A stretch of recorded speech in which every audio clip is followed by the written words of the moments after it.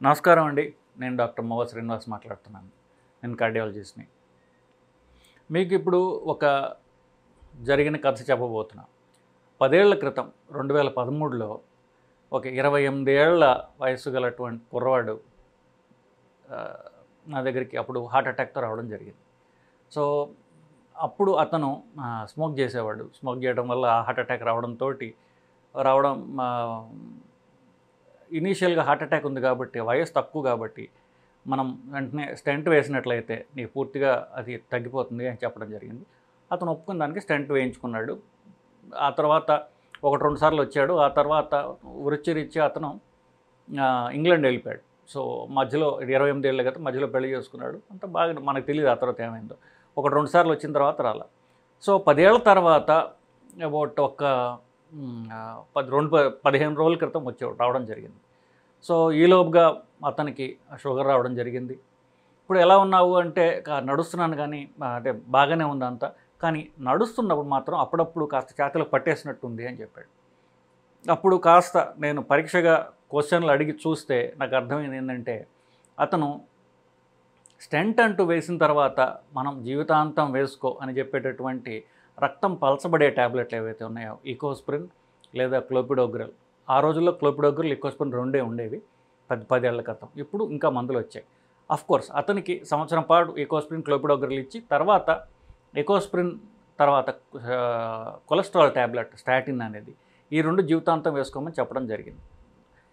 ఆ మందులు అతను ఇంగ్లాండ్ వెళ్లడంతో కాస్త అశ్రద్ధ చేసి, అంటే ఇక్కడ మనం ప్రిస్క్రిప్షన్ రాస్తే అక్కడ మందులు ఇవ్వరు. అక్కడ తను వేరే డాక్టర్ చూపించుకోవాలి, లేదా ఇక్కడి నుంచి మందులు కొనుక్కొని అక్కడికి తీసుకువెళ్ళాలి. సో, అజాగ్రత్త అనుకోండి, దొరక్కపోవడం అనుకోండి, చివరికి అజాగ్రత్త వలన అతను మందులు వేసుకోవడం మానేయడం జరిగింది. సో, మానేయటం జరిగి ఎన్నేళ్ళయిందో తెలీదు కానీ మొత్తానికి మానేశాడు. ఇప్పుడు రాగా అప్పుడప్పుడు ఛాతీలో నొప్పొస్తుందని చెప్పాడు. ఈసీజీ తీయగా నార్మల్‌గా ఉంది. గుండె స్కాన్ కూడా నార్మల్‌గా ఉంది. కానీ ట్రెడ్మిల్ పరీక్ష చేయగా అతనికి ట్రెడ్మిల్ పరీక్షలో బ్లాక్స్ ఉన్నాయా అని అనుమానం వచ్చింది.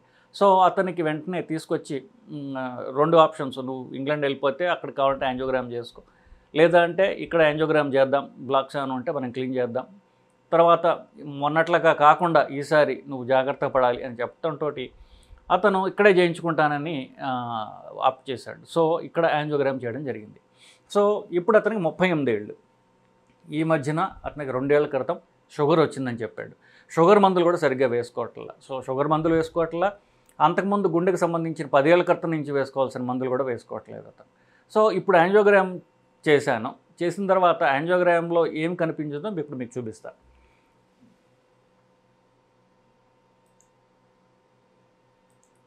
ఇది అంతకుముందు మీకు చూపించినట్టుగానే ఇది ఎడమ పక్కన మెయిన్ రక్తనాళం. దీనికి 2 భాగాలు ఉంటాయి. గుండె పక్కన ఒక రక్తనాళం ఉంటుంది.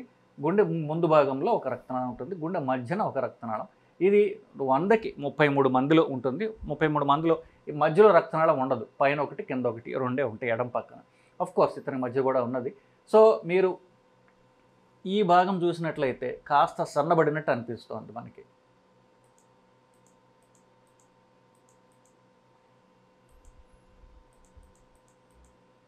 ఇక్కడ చూస్తే మీకు ఇంకా క్లియర్‌గా తెలుస్తోంది. ఇది లెఫ్ట్ మెయిన్ రక్తనాళం బాగుంది. గుండె పక్కన ఉన్నటువంటి రక్తనాళంలో ఇక్కడి నుంచి ఇక్కడి దాకా 2013లో నేను స్టెంట్ వేయడం జరిగింది. ఆ స్టెంటు మీరు లీలగా చూసినట్లయితే ఇక్కడ బయటకి స్టెంట్ కనిపిస్తోంది. ఆ స్టెంట్‌లోంచి పోయే రక్తనాళం అయితే మాత్రం బాగా సన్నబడింది.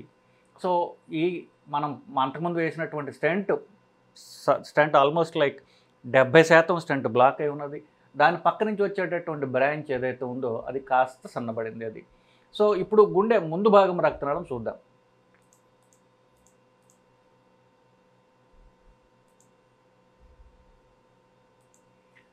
నేను స్టెంట్ అంటూ వేసింది గుండె పక్క భాగం రక్తనాళంలో స్టెంట్. అక్కడ హార్ట్ అటాక్ రావడంతో అక్కడ స్టెంట్ వేసాం. ఇప్పుడు ఇది గుండె ముందు భాగం రక్తనాళం 10 ఏళ్ల క్రితం పూర్తిగా నార్మల్‌గా ఉండింది. కానీ ఇప్పుడు ఏమైందో చూడండి, ఈ ఏరియాలో బాగా సన్నబడింది. ఇంతలా ఉండాల్సిన రక్తనాళం ఇక్కడికి వచ్చేసరికి ఆల్మోస్ట్ దారంలాగా తయారైంది. ఇక అక్కడ కిందకి దిగిన తర్వాత ఇక్కడి నుంచి ఇంకొక రక్తనాళం ఇక్కడ ఉండాలి. ఇది కంటిన్యూ అవ్వాలి ఇలాగ. ఇది దీని బ్రాంచ్ ఇది. ఈ కంటిన్యూ అవ్వాల్సిన రక్తనాళము పూర్తిగా మూసుకొని పోయింది అక్కడ. సో, ఈ గుండెకి మెయిన్ రక్తనాళం ఎల్ఏడి అంటాం. ఈ ఎల్ఈఐడి రక్తనాళం గుండెకి 60% రక్తం ఈ రక్తనాళం ద్వారా నడుస్తుంది బేసికల్లీ. అందుకని అన్నిటికంటే పొడుగాటి రక్తనాళం. ఈ ఒకే రక్తనాళంలో ఒకచోట 90% బ్లాకు, ఒకచోట 100% బ్లాకు వచ్చాయి. సో ఇది గుండె ముందు భాగం రక్తనాళం. సరే, పక్కనది ఇది ఇందాక మీకు ఎలాగో చూపించడం జరిగింది. గుండె పక్కన ఉన్నటువంటి రక్తనాళం ఇది. దీనిలో పాత స్టెంట్ ఉంది, ఆ స్టెంట్లో కూడా బ్లాక్ ఉన్నది. కుడి పక్కన రక్తనాళం నార్మల్గానే ఉన్నది. సో ఇది చూపించడం ఎందుకంటే స్టెంట్ కానీ బైపాస్ కానీ అయిన తర్వాత నేను పూర్తిగా నార్మల్ అయిపోయాను. నార్మల్ అయ్యేది, ఆ గుండె నార్మల్ అయింది, దీనిలో ఎట్టే అనుమానం లేదు. కానీ మందులు జాగ్రత్తగా వేసుకోవాల్సిన అవసరం గురించి చెప్తున్నా. గుండెలో బ్లాక్ పోయినప్పటికీ రక్తం పలచబడే ట్యాబ్లెట్లు, అట్లాగనే అక్కడ బ్లాక్ కొలెస్ట్రాల్ వల్ల వచ్చింది కాబట్టి మళ్ళీ కొలెస్ట్రాల్ పెరగకుండా, పెరిగిన కొలెస్ట్రాల్ రక్తనాళంలో పోయి కూర్చోకుండా ఉండటానికి కొలెస్ట్రాల్ తగ్గే ట్యాబ్లెట్లు జీవితాంతం వాడాల్సినటువంటి అవసరం ఉన్నది. ఎందువల్లంటే ఇది జరిగింది రక్తనాళానికి ఒక రిపేర్ వర్క్ మాత్రమే.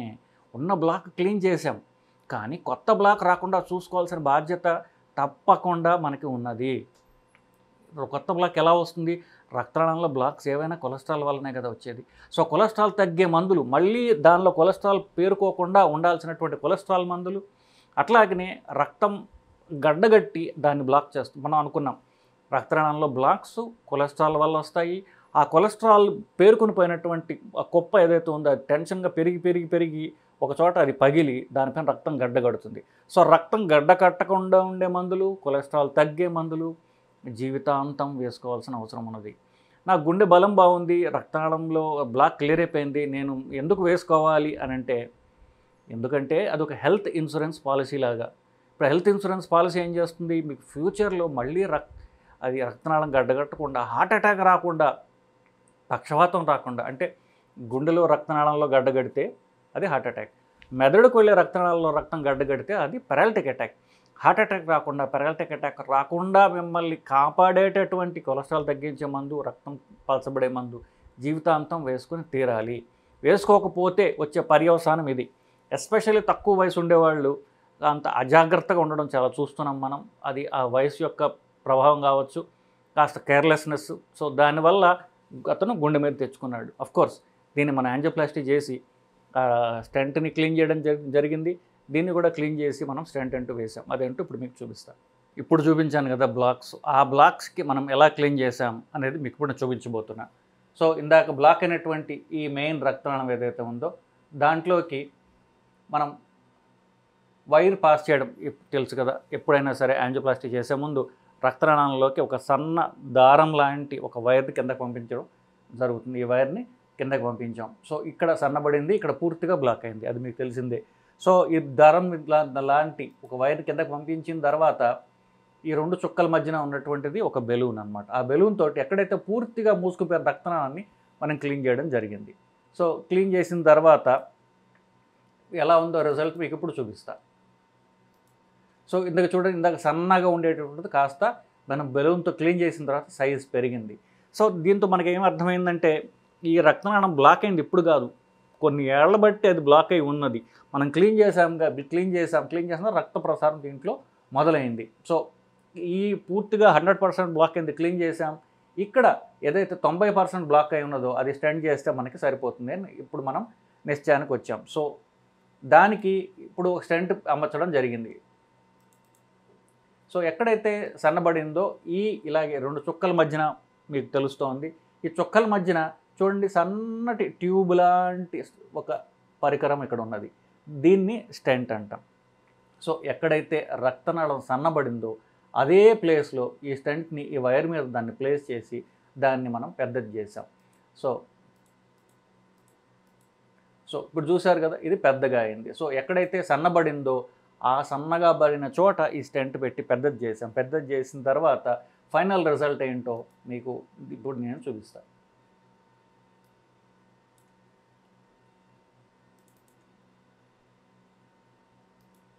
సో మీరు చూసినట్లయితే ఎక్కడైతే ఇందాక సన్నబడిందో ఇక్కడ సన్నబడిన ఏరియా మనం స్టెంట్ చేసాం. స్టెంట్ చేసిన తర్వాత చక్కగా నైస్గా అదంతా బ్లాక్ అంతా పోయింది.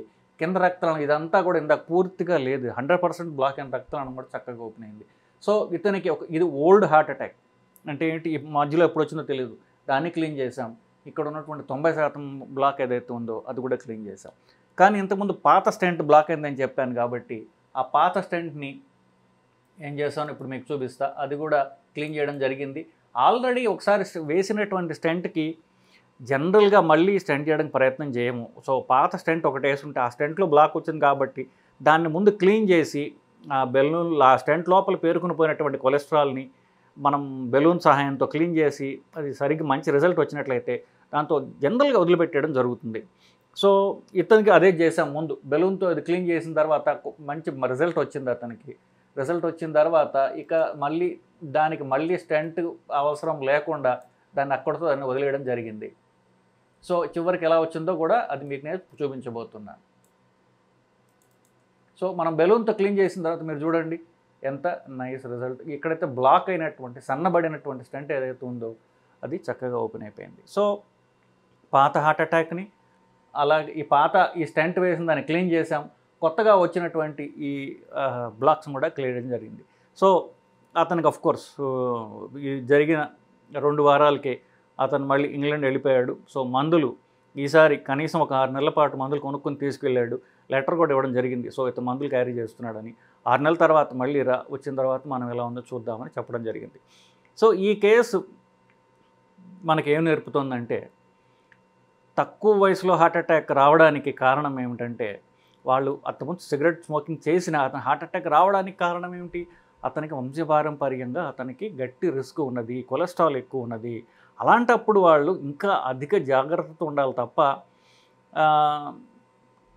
కేర్లెస్గా అంత నిర్లక్ష్యంగా ఉంటే మనం వేసినటువంటి బ్లాక్ అయిపోతుంది. ఎప్పటికీ కూడా ఇట్లాంటివి మనం మర్చిపోకూడదు. ఒకసారి మనకు ప్రాబ్లం వచ్చిందని తెలిసిన తర్వాత నిర్మోహమాటంగా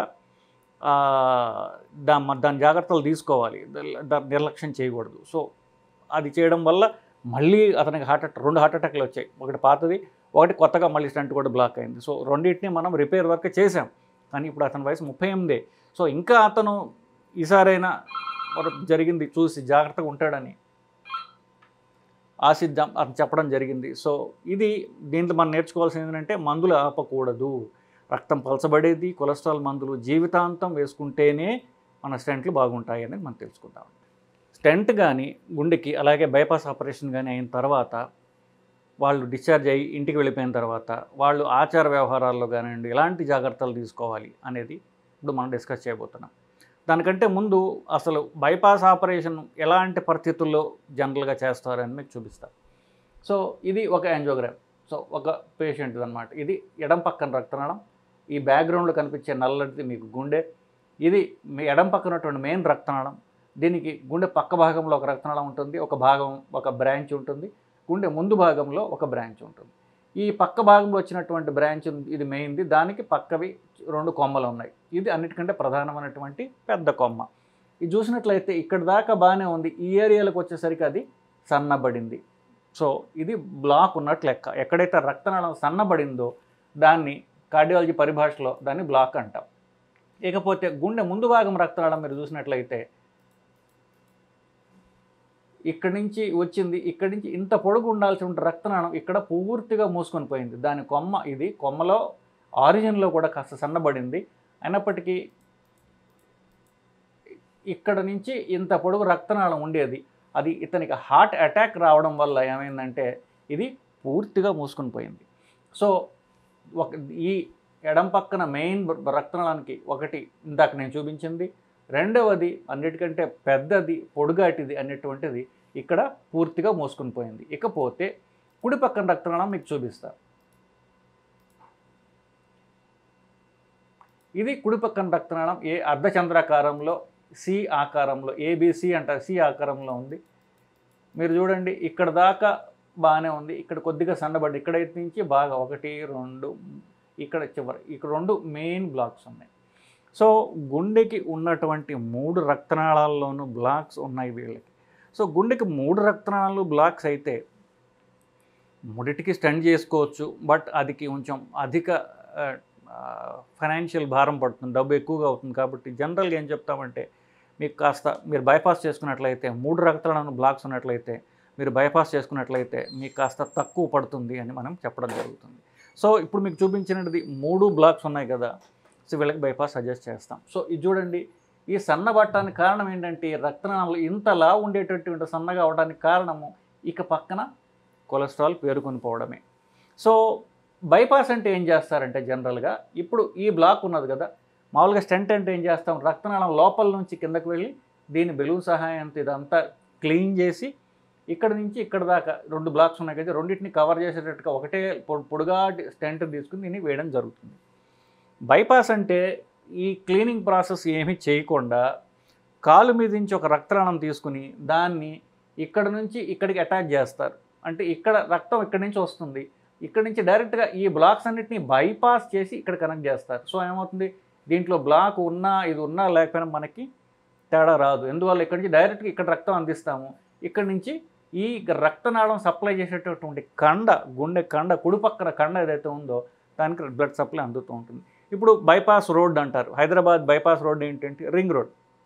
సో హైదరాబాద్లో ట్రాఫిక్ ఎక్కువగా ఉంటుంది కాబట్టి ఏం చేస్తారు, రింగ్ రోడ్ గుండా పోతే అది హైదరాబాద్ బైపాస్ చేసి మీరు బాంబేకో లేకపోతే అటు రోడ్డుకి వెళ్ళిపోవచ్చు. సో హైదరాబాద్ని బైపాస్ చేసే రోడ్డు హైదరాబాద్ ట్రాఫిక్ని మనం డీలే చేయము.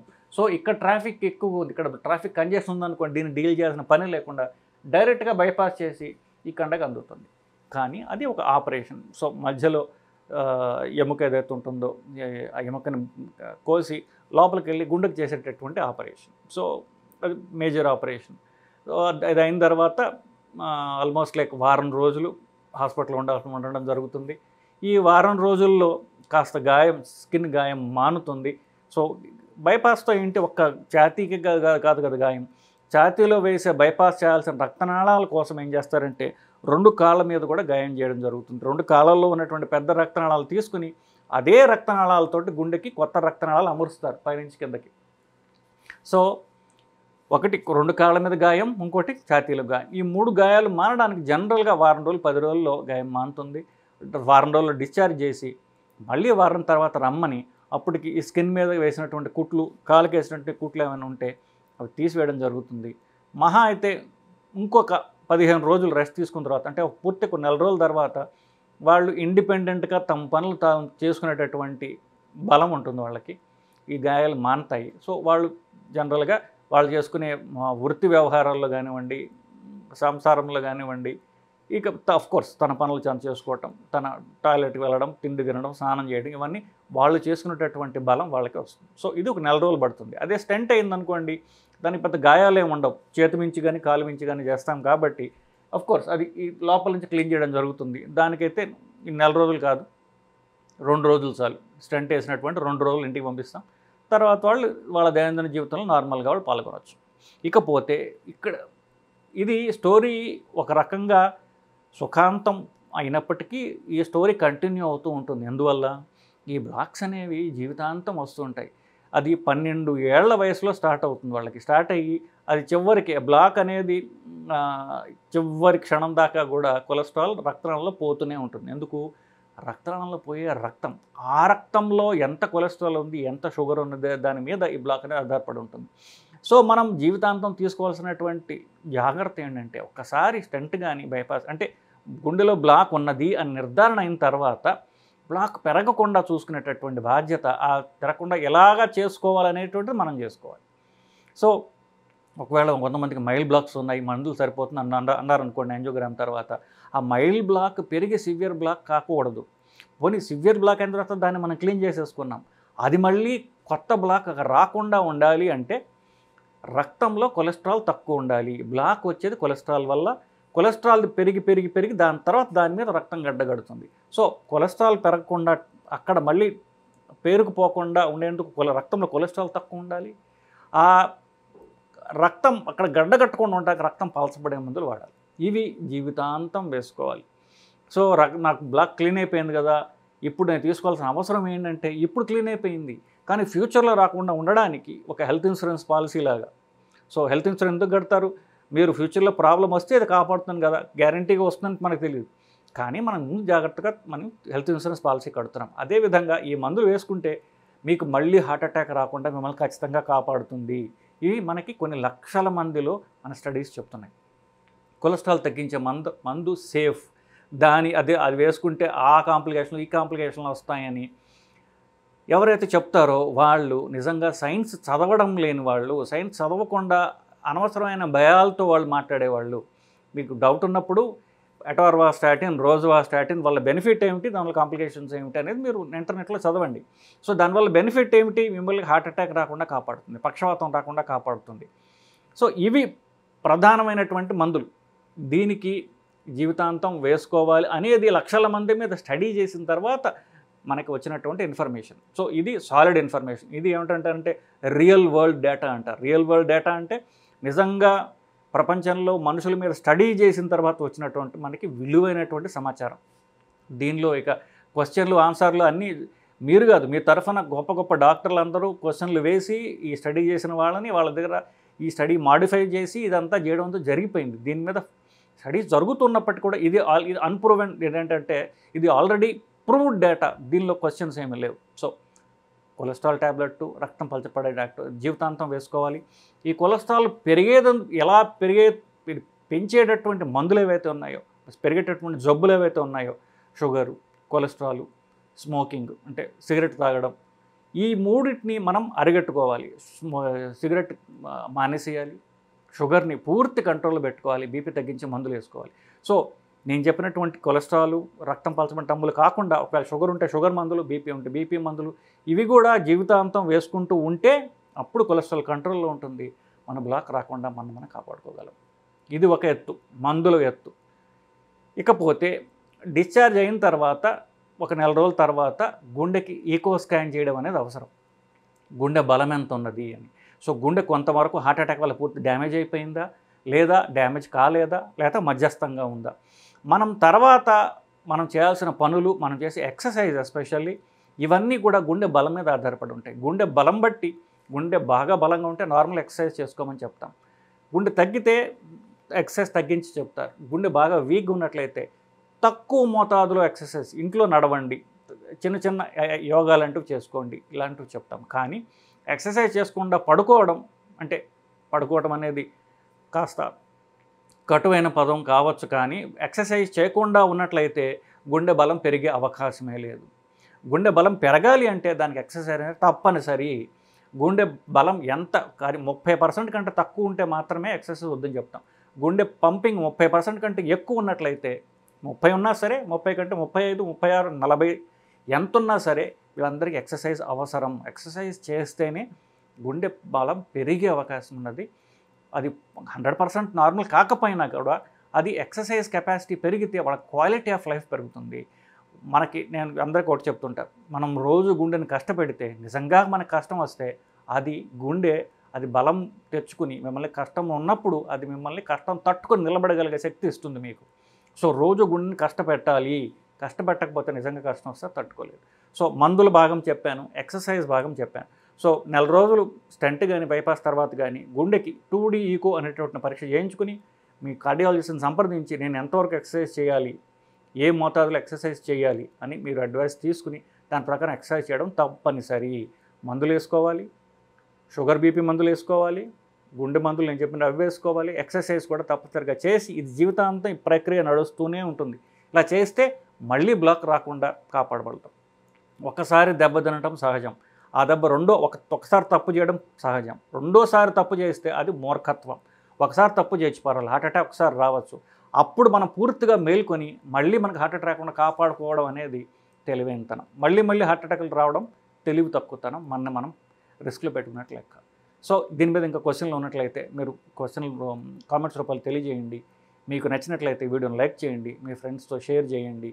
కరెక్ట్ సైంటిఫిక్ ఇన్ఫర్మేషన్ మేము ప్రాపగేట్ చేయడంలో మీ సాయం మీరు అందించండి. నమస్కారం.